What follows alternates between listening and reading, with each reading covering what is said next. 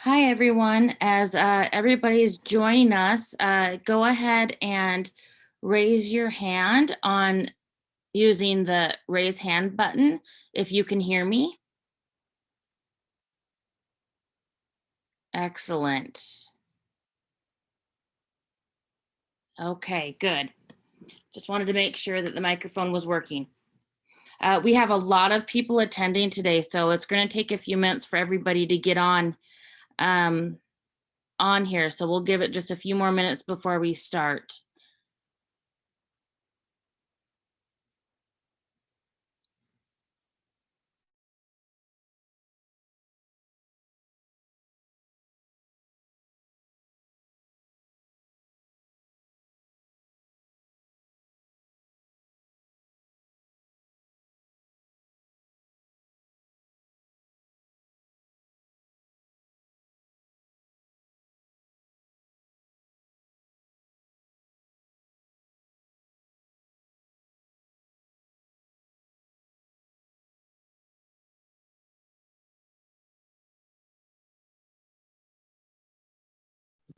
And make sure that they stay clean, and also make sure that they're easy to get to.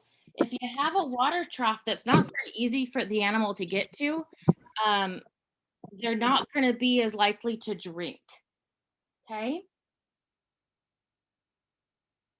So I'm going to go ahead and pause you, McCall. Thank you for the answer. And I'm going to lower everybody's hands here. And then I would like, I'm going to ask you another question, and you can go ahead to raise your hand to see, to answer this one out loud if you'd like, okay? So the next question is, what does water do for our bodies? What are some of the things that water does to both our bodies and animals' bodies that make it so important? Okay, hands went up fast. So I'm going to go ahead and choose Tom. Okay, Tom, go ahead and unmute yourself. I did. Okay, I can hear you. What is one of the things that water does for your body? Why is it so important? Well, if you're working out, usually it cool you down and give you the electrolytes you need when you and the protein that you lost in your sweat. Very, very good. So not the protein, but it can help you get the some of the minerals that you lost in your sweat. Okay. Okay. But cooling the body is one of the most important things that water does for all animals. Most Yeah, animals, right. except for reptiles, are warm-blooded, and so our bodies have to be able to regulate our temperature, and they do that through the use of water. Some of the other things that they do is they actually act as a delivery truck through your system, and they carry around nutrients from your food through your body. And water acts as the delivery truck to get the food, the nutrients from your food through your body. And the same thing is it is also the trash truck, and it gets the waste, helps get the waste out of your body through sweat, through urine, through feces. Um, that's always that waste leaves your body, and water helps with that. Another really important thing that it does is it lubricates your joints. If you don't have water in your system, your body wouldn't be able to move as well as it does, because it would just feel like bone on bone. So it really keeps all of your joints, your elbows, your knees, your shoulders, able to move a lot easier. Okay, so it helps you move. We're gonna talk. I'm gonna go ahead and put everybody's hands down again. Okay, and I'm gonna check the chat for some questions. Delaney, you asked how to answer your uh, questions on the phone. Um, and I'm not sure how you do that with this. So I'm sorry that I'm not able to help you with that. I will look into it though, so that if you join us again by phone for other lessons, we can figure out how to do that. Okay. So we are going to talk about exactly how much water an animal needs. So for, oh, it looks like somebody is, I'm going to go ahead and mute everybody that's, go ahead and mute yourself if you've been unmuted. Okay, it looks like everybody's muted again. All right, so the amount of water that a child needs, okay, is 6 glasses of water a day. Okay, I drink out of a container like this. This is, I believe, 16 ounces. So that's 2 servings of water in here. So a child would need to drink about 3 of these a day of water. Now, how much do you think that an animal, let's say a 350-pound pig, which is, you know, about as much as a pig will start to weigh, oh, probably in June or so. How much water would a 350-pound pig need to drink a day? Okay, you can go ahead and put it in the chat what you think.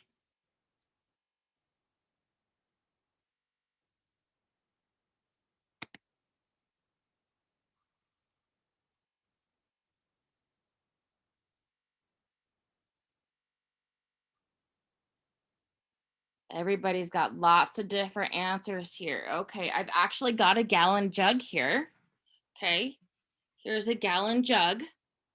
Okay, so a pig that weighs about 350 pounds, which I would say is probably a late June pig if we're talking in regards to fairs that are in July and August. Okay, you're kind of all over the board here. Okay, so a 350-pound animal needs to drink between 1 and 5 gallons a day. Okay, 1 to 5 of these a day. Why such a big difference? What would make the difference of an animal needing only 1 gallon or 5 gallons in a day? Yeah, Mason and Coulter, it is a lot. Okay, weight. Okay. Jennifer says weight could be a reason why they may only drink 1 or 5. Oh, Tegan, you got it right. Heat. Absolutely. It depends on how hot it is outside because we lose water all the time. Animals lose water through their urine, like we talked about. It's a waste product. They lose it through evaporation off the skin. Okay. So definitely heat. Okay. Now let's talk about an animal that weighs 750 pounds. Okay. That's about how much you want your steer to weigh at the beginning of weigh-in. Okay. Our weigh-in is in February and we want our steers to weigh about 750 pounds at that time in order to be ready for fair. How many gallons do you think a steer that size needs to drink a day? Go ahead and put it in the chat.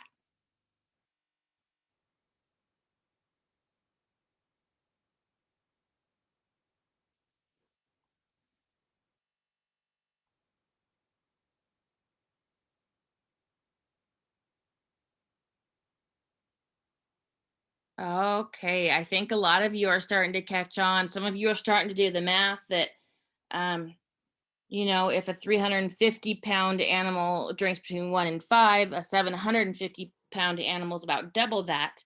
So yeah, so they would drink between 10 and 15 gallons of water per day. Okay, 10 to 15. Okay, now let's talk about a steer that weighs 1,000 pounds or more. Okay, let's talk about a steer that's ready for fair. how many gallons would a steer ready for fair need to be drinking? Oh, so many of you are getting it right. Good job, Tegan, Megan, Jaylee, Harley, Broden, Gabe, you're close. Mason and Coulter, you're close. Mario, I think is how you pronounce that. Cody, Pasul. Yes, it's 20 gallons. 20 gallons or more of water per day. Okay. Now, I saw that some of you are taking dairy animals, and dairy animals, a dairy cow who's producing milk would probably need quite a bit of water as well. But honestly, I don't know the amount off the top of my head of how much water um, a dairy cow that's producing milk would need, because they would need all those fluids to help produce the milk. Okay.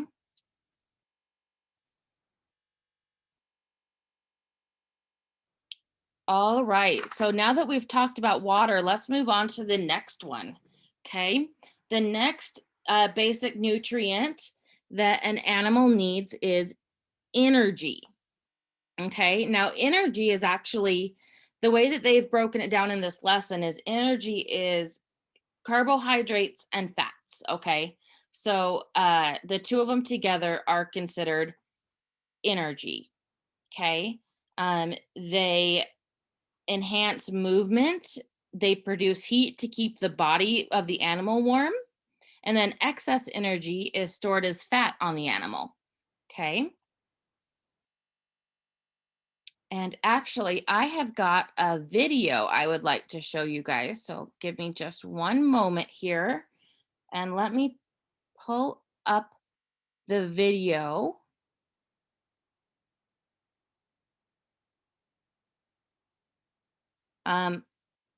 And this video actually calls it 6 basic nutrients and not 5, but that's because it broke it down into carbohydrates and fats being 2 different things. Okay, and so I'm gonna go ahead and I'm gonna share the screen and we're gonna watch a short video on that. So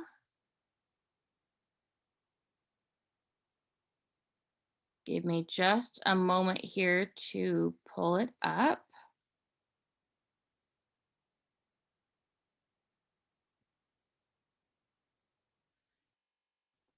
Okay, go ahead and use the raise hand button if you can see a video of a guy, a cartoon guy with a big tray of food on his, in his hand. Okay, we'll make sure that we've got the right video up and that you can all see it.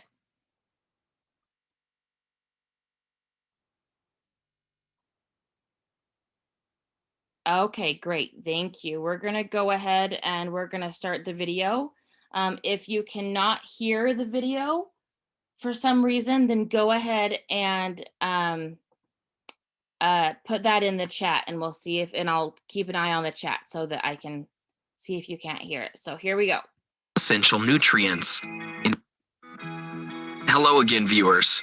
We all know that the food we eat often provides us with essential nutrients. In this video, we're going to talk about the 6 basic nutrients that you can get from food and their functions. Let's get started with the nutrient which dominates more than 60% of our body. Water. Even if you decide to go on a diet and not eat any more proper meals, you can still survive, although you won't make it without water. For every organ of your body to work properly, it needs water. This liquid helps your brain function and cleanses your body of toxins. The cells in your body stay hydrated because of water. Apart from that, water also helps in the process of digestion. If you're someone who doesn't drink water regularly, you might find yourself constipated more often than not. If you aren't drinking water properly, you'll end up becoming dehydrated. That's not good for your body as it can affect its mental and physical performance. Not drinking enough water can also make you feel tired and reduce your ability to concentrate. Vitamins. The basic function of these nutrients is to keep away diseases and keep you healthy. Without a healthy dose of vitamins, it would be difficult for your body to fight microorganisms. While there are about 13 types of vitamins that your body needs, 4 of them are extremely essential. These are vitamin A, B6, C, and D. These 4 vitamins play an important role in your body. In case you aren't getting enough of these vitamins, you might face some problems. For example, lack of vitamin B6 can cause your blood pressure to lower uncontrollably. Similarly, lack of other vitamins may cause skin problems, vision problems, and weakness. On the other hand, having enough vitamins in your body would mean that you'll have a healthy immune system. The risks of getting lung and prostate cancer would also reduce with the proper intake of vitamins. Additionally, vitamins also have high levels of antioxidant properties that are good for your body. What's more, it's been found that vitamins play an important role in longevity of a human being. Protein. This is the nutrient that gets the most hype. Go to any nutritionist and they'll suggest a lot of food items for the proper intake of protein. These include meat, eggs, and some grains. So, why is protein so popular? Well, protein is the building block of your body. No, we don't mean just muscles. We're talking on a deeper level. Whether it's your bones, muscles, skin, hair, or even the cells in your body, everything contains protein. In fact, protein is responsible for a staggering 16% of an average human's body weight.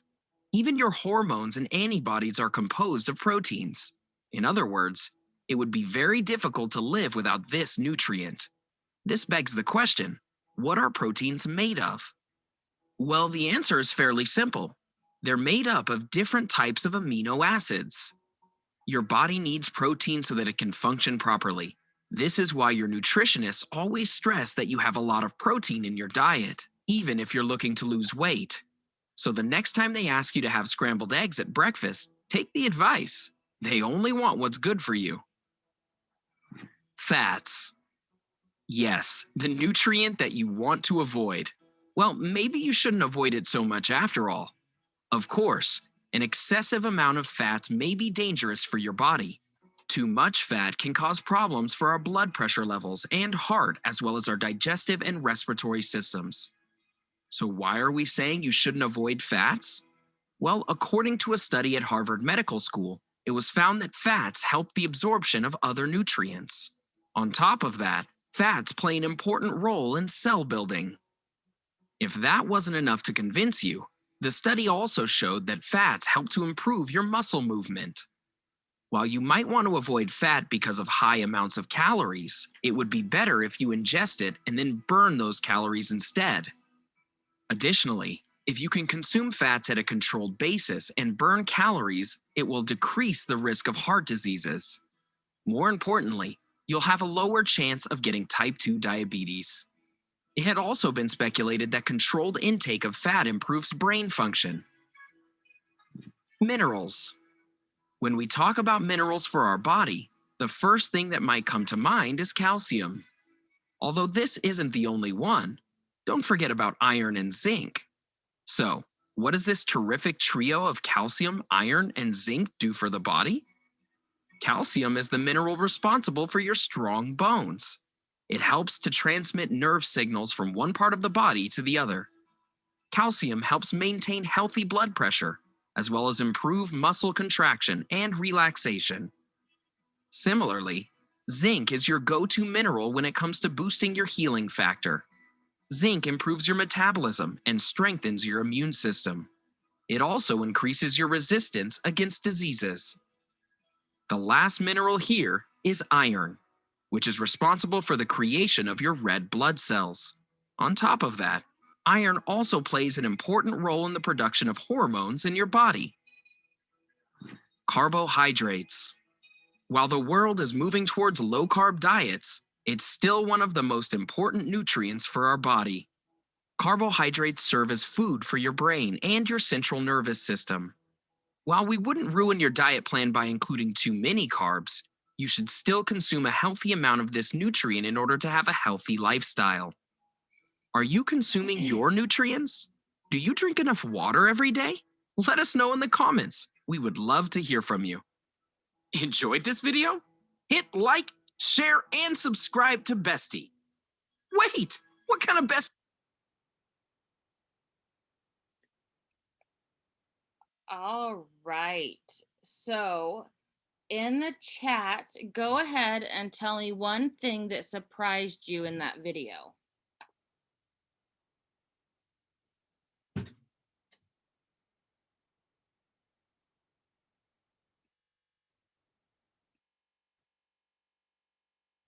What was one thing that you learned that surprised you in that video that we just watched? Go ahead and put it in the chat.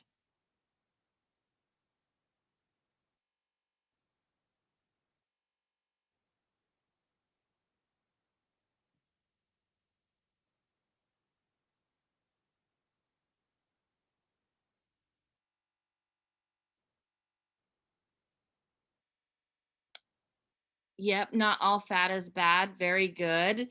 That we're made of a lot of water. So the reason that we watched a video on the human body is because we're animals too. And so it's easy for us to think of ourselves when we're thinking about the animals that we're raising as well. Okay. So we are actually, fats are good. Great. Yep. Humans are mostly protein. Okay. Now, one thing that's really important to know that 50% of the food that an animal eats is used just for maintenance alone, okay? And what I mean by maintenance is keeping an animal's body temperature regulated, okay? Keeping it at the temperature it's supposed to be, maintaining the weight that it currently is, having enough energy to move, to eat, okay? And then you want to feed not just maintenance, but if you're raising an animal, a livestock animal for someone to eat, you want to not only feed the maintenance, but you want to feed on top of that so it gains the weight and the protein. Okay. And so we are going to play a short little game here. Okay. And I'm going to tell you a very common food that's fed to livestock.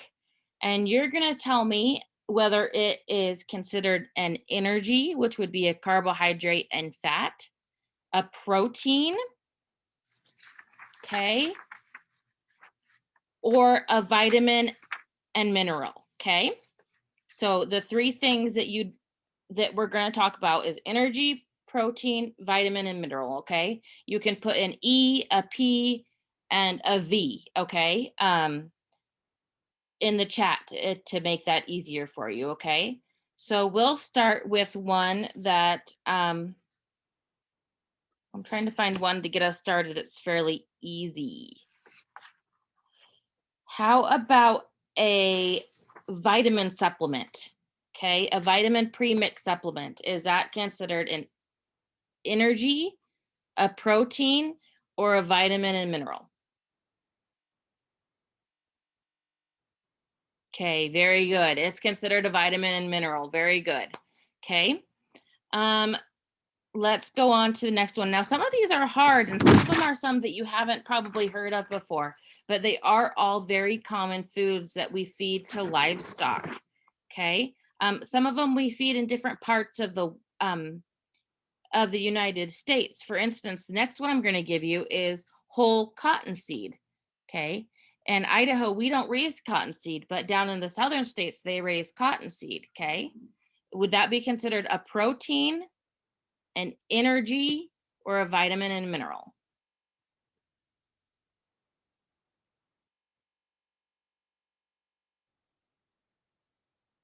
You guys are all over the board on this, whether it's an energy or a protein. Okay, one thing to know about cottonseed is it is full of oil. Okay, now what is oil? Okay, oil is a fat. Okay, so if you want to change your answer, Remember, energy is carbohydrates and fats put together. Okay. There we go. Yep. That's an energy. Very good. Okay. How about whole grain oats? Whole grain oats. Is that an energy, a protein, or a vitamin and mineral?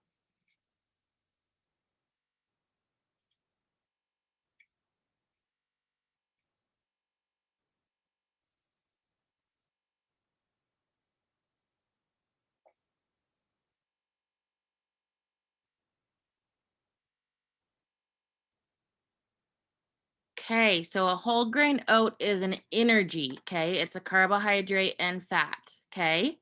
And I know that you guys, this is a guessing game for you guys, and that's okay. That's how we're learning it. So it's okay if you don't get the answer right. We're not keeping score, okay? Let's go with corn. Is corn an energy or a protein or a vitamin and mineral?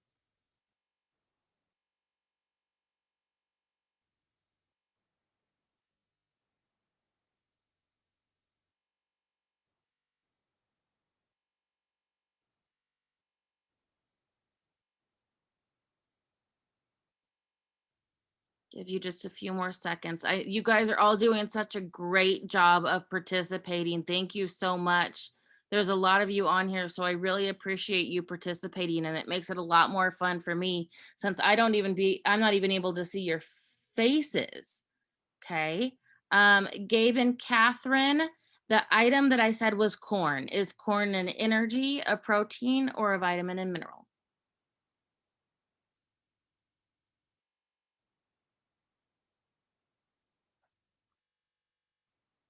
Very good. Okay.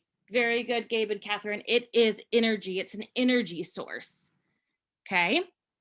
Let's see here. Oh, here's one. Bone meal. What is bone meal? Is it a vitamin and mineral? Is it a energy or is it a protein? And bone meal is exactly what it sounds like. It is crushed up animal bones.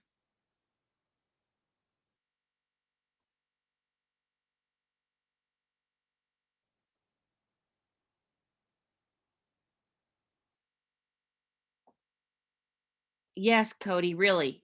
Bone meal is exactly what it sounds like.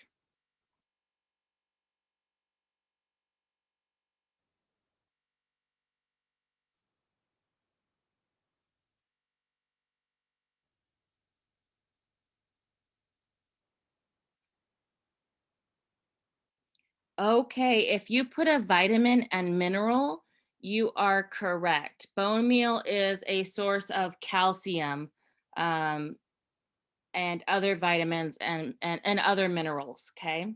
I don't believe it's used often anymore or even at all, but it was widely used for a long time. Okay. How about now? This is exactly what it sounds like here. Okay. Blood meal.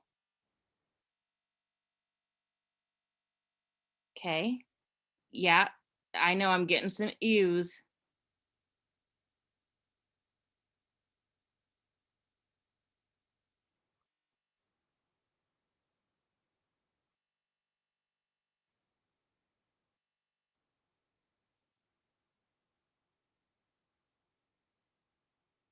Lots of oohs. I know, guys. There's some weird ones in here. And I'm giving you the weird ones because they're so interesting. But it definitely is something that used to be fed and may still be fed in small, probably not in the United States. I don't believe we feed blood meal in the United States anymore. What animal, Cody? It would be, I believe it's taken from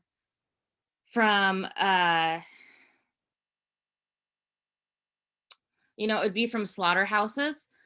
So it would be pig's blood, it would be cow's blood, okay, things like that.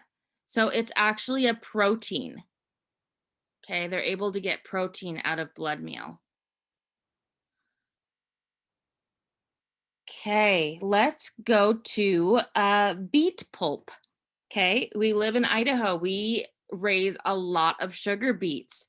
It's fed to a lot of our cows in Idaho as a source of feed.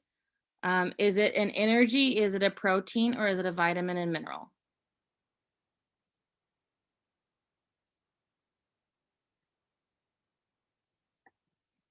I may have given it away a little bit when I said that we do sugar beets, okay? What is sugar beets? Sugar beets are a source of making sugar, of course, and sugar is a um, carbohydrate. It's a simple sugar is a carbohydrate. So if you put energy, you are correct. Okay, let's go. We'll do one or two more here. Dicalcium phosphate. Okay. Dicalcium phosphate. Is that an energy, a protein, or a vitamin and mineral?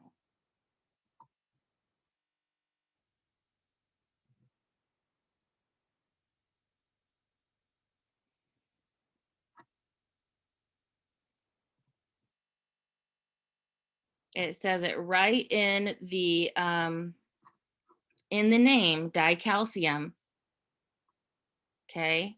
Dicalcium phosphate is a mineral. Okay.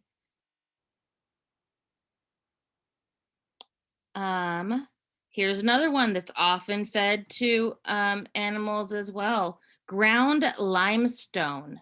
Now, limestone is exactly what it is. It's ground up rock.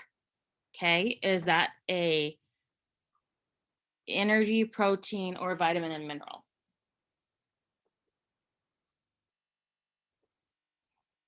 You guys are getting the hang of this. It is a mineral. Absolutely. It is a trace mineral that they're getting from that. Okay, let's go on to forages, okay? Forages would be your hay, your pasture, your alfalfa cubes, okay? Your grasses that your animals eat, the hay that your animals eat. Is that a source of energy, protein, or vitamin and mineral?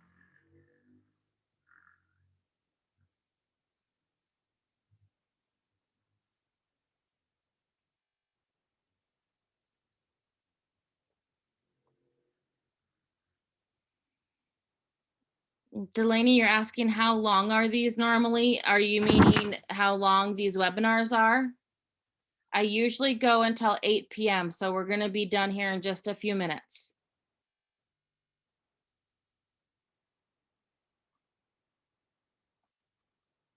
Okay, so forages is actually a difficult one. On here, they put it as energy, but I would definitely argue that it is also a protein source, especially alfalfa. Alfalfa has a lot of protein in it. So I think you could get away with both calling it an energy and a protein. So very good. I think we'll do that as our last one because it's already 7:54. And we're going to go ahead and conclude for the night. We have the next webinar is on Thursday, I believe the 22nd. It should be in the emails you received. I don't remember the topic off the top of my head. I do think that we're going to do this topic again on on nutrition. And go a little bit more into depth in possibly June when I'm probably going to go into June with these. So if you have any questions, now's the time to ask. Go ahead and put them in the chat. Tammy, you have your hand raised. I'll go ahead and try to find you and unmute you so you can talk if you'd like. I want to talk. Tammy, are you there?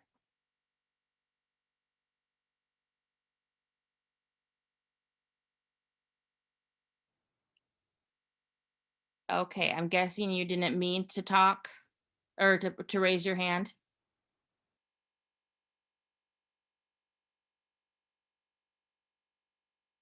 Okay, if you have any questions you want to ask, you can also raise your hand. Tyrell, I see that your hand is raised.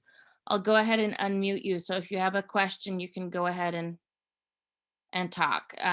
Just unmute yourself.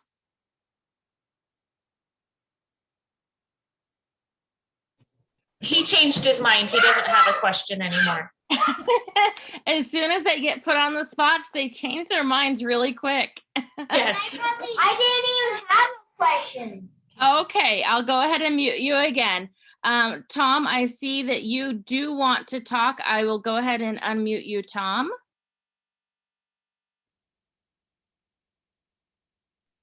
Okay, All right. Tom. Also, when I answered that question, I seen on the math video, yes, you do lose some proteins in your sweat, and why sweat stinks is because bacteria like to feast on those proteins inside of your sweat. Wow, I didn't know that. I knew that the bacteria ate something that was in your sweat, but I didn't realize it was the protein. So thank you for that. Do you want more facts? You know, Tom, let's have a few more people ask some questions here, and I'll come back to you in a few minutes, okay? Okay. Okay.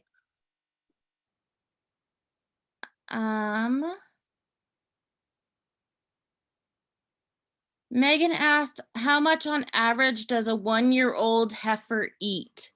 That's a good question, Megan. You'd want to start with, first of all, how much does the heifer weigh? Okay. And how much do you want the heifer to grow? Is this a heifer that's going to be a breeding heifer, or is it a market heifer? Because there are market heifers. And is it a dairy heifer, or is it a beef breed heifer? So those are some questions that you'd want to let me know first. And I'm going to go ahead and put in the chat, Megan, I'm going to put my email address. And what I want you to do is I want you to go ahead and email me the answer to those things about your heifer, what type of heifer it is, how much you think it weighs, what it's being used for. And I will help you answer that question. Okay, so go ahead and email me. Okay. I'm not sure how to pronounce this. Pasul. I went ahead and unmuted you. So do you have a question? How do you take care of a mean chicken? How do you take care of a mean chicken? Are you dealing with a mean chicken as your project? I might. That is a good question. You know, I don't know a whole lot about chickens. I don't work with chickens very often, but go ahead and email me the issues you're having with your chicken, okay? And I'll see if I can't help you get some answers on some techniques you can use to turn your chicken's attitude around. And if it's not, and you know, sometimes you can't turn their attitude around. If it's gonna be mean, it might be time to go ahead and think about it For using a dinner? different chicken. Well, it's a chick, yeah, it's silly goose. And it's still growing. Is it just a little chick? Yeah. For now. Okay. Then the best thing you can do for it is spend time with it, okay?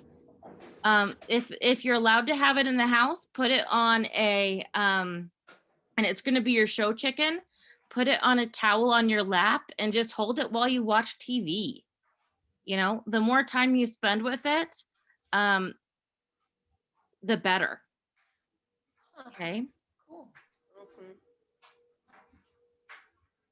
Get them used to you and you might need to put them alone. Oh, okay. That's a message from Megan. You see it there? Mhm. Okay. Yeah, I mean, might need to put them alone. So if it's in with other chicks, you want the chicken to bond with you, okay? Um, you want to be its best friend, if it's going to be your show chicken.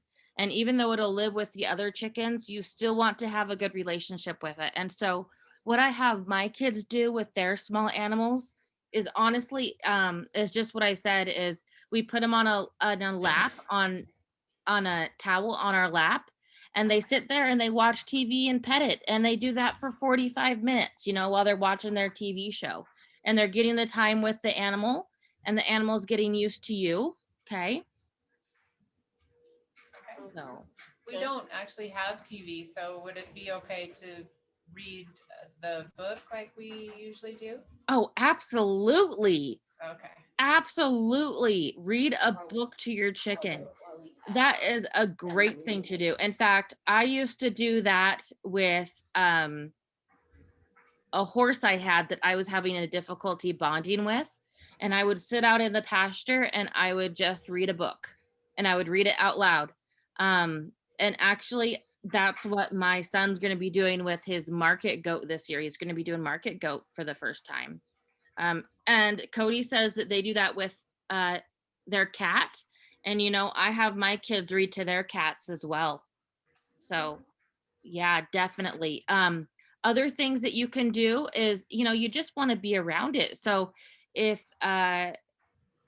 if you have it out in the yard with you and you sit down on the ground and read a book or take your color crayons out there with it and have it near you and just draw, it just needs to get used to you. So Okay, we'll try that. Okay. Thank you. you're welcome. Let's see. Who else? Timothy, you got any questions?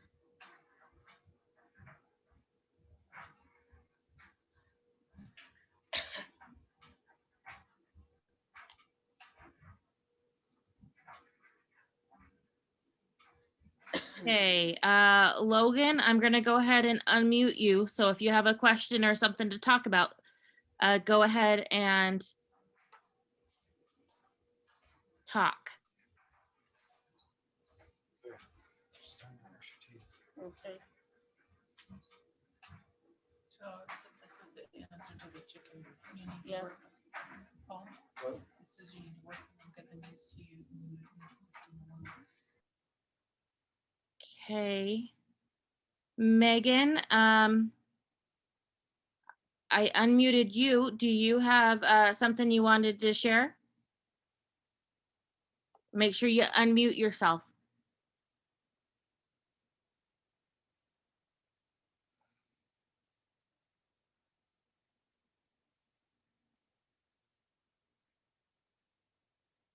Okay, so I think I got everyone here. Tom, you've got great ideas here of snuggling and things like that with your animals. So you're on the right track for sure. So I'm just going to remind you all to go ahead and in the next day or two, you're going to receive an email with the links to the 2 surveys that I need you to fill out. One is on how well I teach, and the other one is on what you learned. Okay. And with that, I'm gonna go ahead and we're gonna finish for the night. It's already 8:04. My email is tyann@uidaho.edu. I'm gonna put that in the chat again. Feel free to email me, okay? If you have anything that you want to talk about.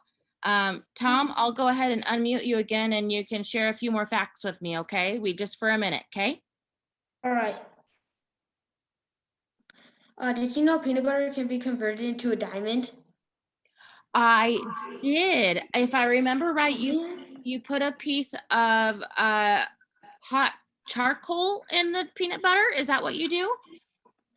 No, I think you just like compress it or like heat it up maybe. I've seen it where you put a piece of charcoal, a hot coal in a peanut butter container, and I saw this on YouTube, so I don't know how true it is. Yeah. Can't really trust the internet. Right. Broden says just normal coal, not hot. Oh, That's Cody's odd. asking how old does a show steer from birth to show? That's a really good question, Cody. About 18 months. So when you Yeah, maybe get two. your show steer, it will be about a year old when you weigh it in the spring. Hmm. And then you will then go throughout until you usually have fair in July and August. A lot of Idaho has fairs in August. So it's about 18 months old. All right. So, all right, I am going to go ahead and we are Another going. fact. What, Tom? I have another fact. Okay, give me one more and then it's time to go, All okay? right. Did you know that when elephants look at us, they get the same feeling when we see puppies? When elephants look at us, we get the same feeling. So you get all warm and they get all warm and fuzzy inside. Yeah. They think we're adorable, technically. Can you imagine if they Yeah, want? scientists did some tests, seriously. Can you imagine if they wanted to cuddle us like we want to cuddle puppies? That'd be weird. That'd be downright weird. That's a great fact. All right. Okay. I hope to see you all again next time. And One question. okay, who has a question? So this is Megan, and this is, I don't know, I hope I'm not like butting in or anything, but about my heifer, she's about 700 pounds, and I'm just going to be using her for breeding. And Uh-huh. she just doesn't seem to be gaining a lot. Okay, so she's gonna be your breeding. She's gonna be a breeding heifer. How old is she? She barely turned 1.